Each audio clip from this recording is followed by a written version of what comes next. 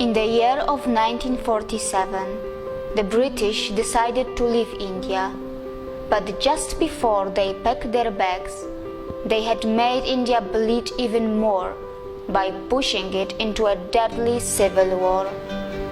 Who would have thought at that time that just in a few decades, Indian companies would be buying and taking over the top British brands like Jaguar, Range Rover, or the famous tea brand that we know as Tetley?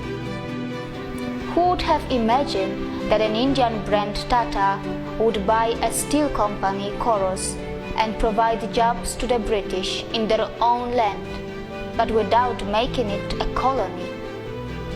Actually, I will not be very surprised if this video will shock the international community a bit. When you hear the word India, the images that come to your mind are something like this. When the media in your country talks about India, they show you clips like this. But what they are not showing you and what they are actually hiding from you is that India also looks like this.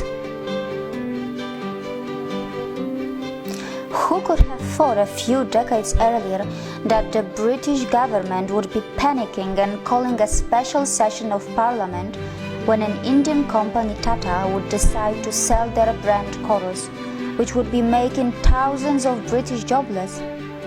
Who could have thought that in just a few decades after the independence from the British, an Indian company Tata would actually become the biggest private sector employer of the UK? It took just a few decades for the Indians to show what they were capable of, and all of this was done in a complete fair business environment, not by colonizing, looting, and killing as the British did. And I am not talking about just one Indian brand. Today, there are many brands and individuals from India who are creating huge business empires on the land of the UK. But Indians are not here to take any revenge or prove a point. They are just doing what they have been always good at. And that is not just yoga, Ayurveda or IT. Indians, who are the masters of spirituality, are also masters in business. Indian economy has finally gained momentum. And mind you, it has not got to the 5th gear yet. Probably it is still in the 2nd gear. But what is surprising, that even in the 2nd gear, it has already become the fastest growing major economy in the world, already taking over China in that regard. And India still has so much of unutilized potential which is lying in its reserves. Now let's talk about the major industries of India. IT sector. India is the world's largest sourcing destination for the information technology industry, accounting for approximately 67% of the 124 to 130 billion US dollars market. India ranks 3rd among global startup ecosystems with more than 4,200 startups. Science and technology. India, a country which is a nuclear power, also ranks 3rd among the most attractive investment destinations for technology transactions in the world.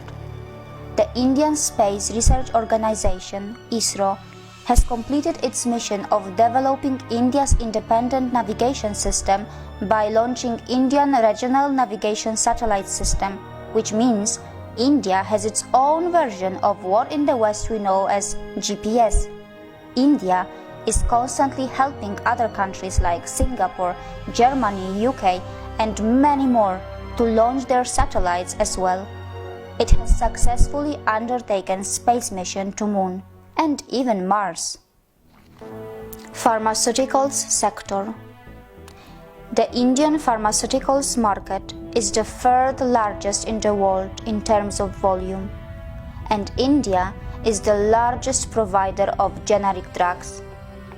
Gems and jewelry sector. India is one of the largest exporters of gems and jewelry in the world. They are a hub of semi-precious and precious stones.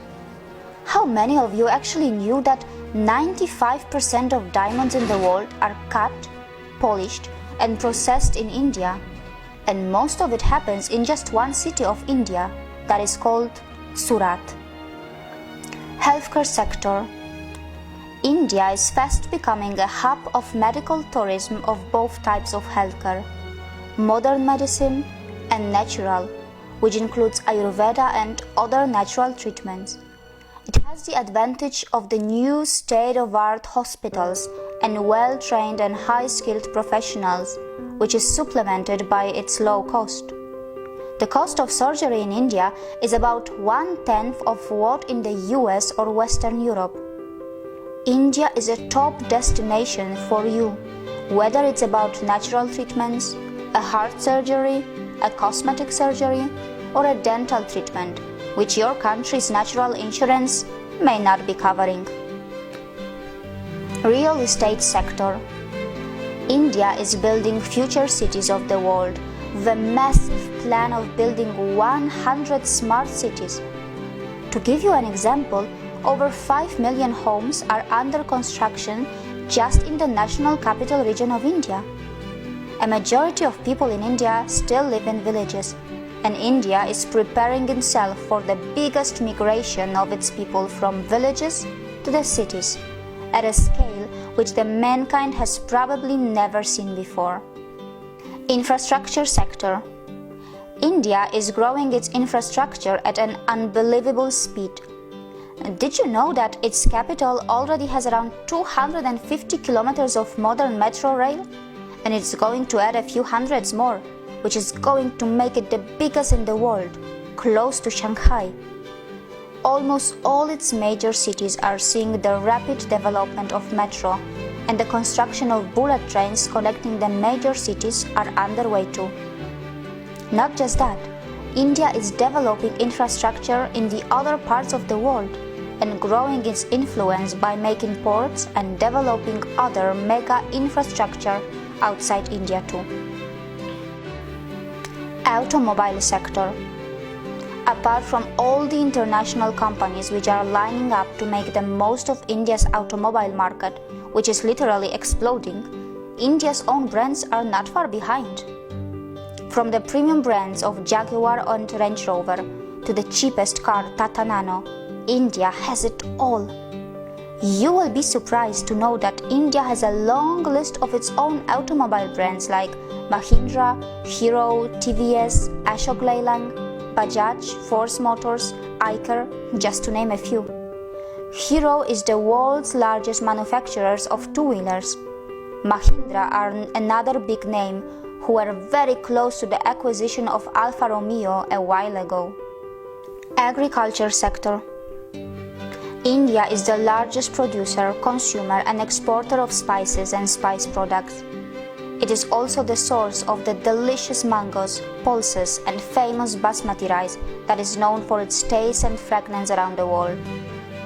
The good news is that the northeast part of India has its agriculture based on the traditional organic farming, which has been untouched by the failed scientific experiments of fertilizers and genetic seed modification.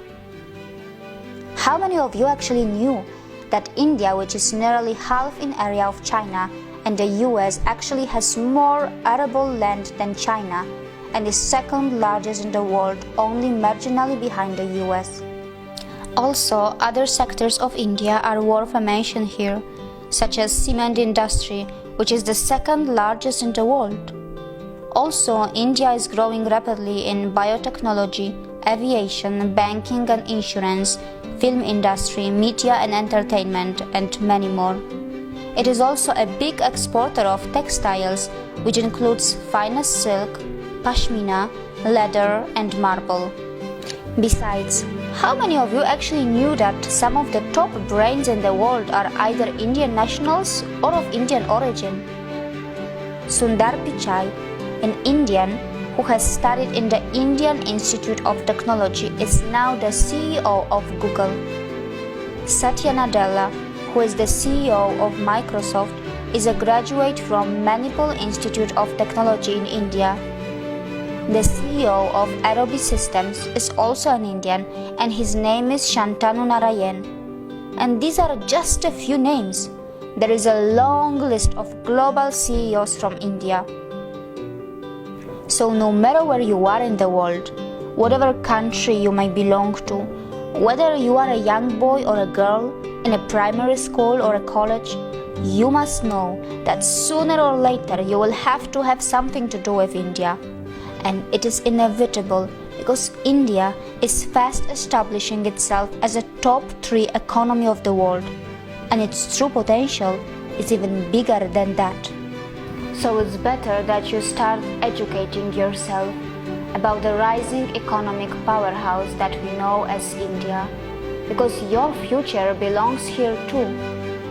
And as I have said earlier, India is not just developing, India is reclaiming. See you again.